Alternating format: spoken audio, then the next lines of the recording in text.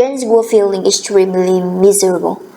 Just a few months ago, she had been happily looking forward to her wedding day, but 3 weeks ago, she had received a letter out of the blue from her fiancé, Peter.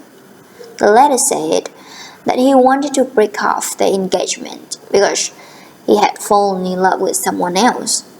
Jane was devastated. She was extremely fortunate in having several very loyal and supportive friends, and they provided a shoulder to cry on. However, as time went on and Jane still could not stop crying and could not stop talking about how her life was ruined, her friends gradually became impatient with her.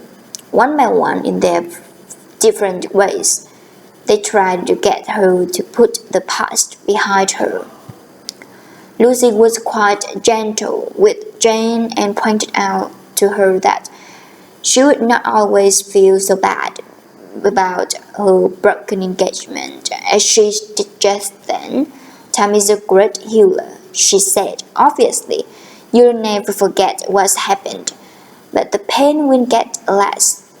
Jane was not convinced and went on weeping. Mary was anxious to make Jane see that the broken engagement was not her fault, but that it was not Peter's fault either.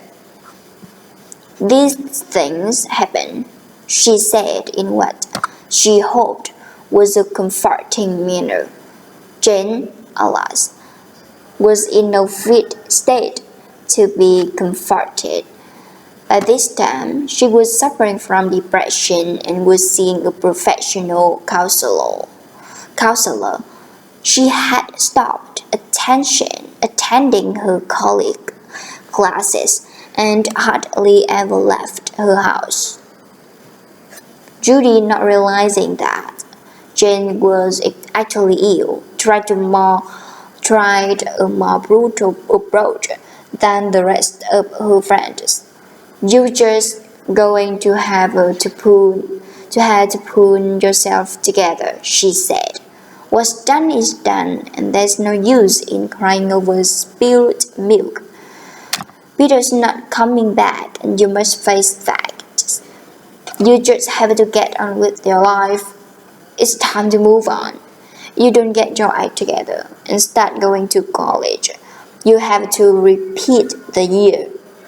People who are suffering from depression have a very little energy, and Judy's boisterous approach to her problems had little effect on Jane, except that she took to avoiding her as much as possible.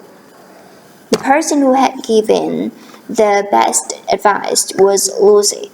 In time, Jane did begin to feel better, but her recovery was slow.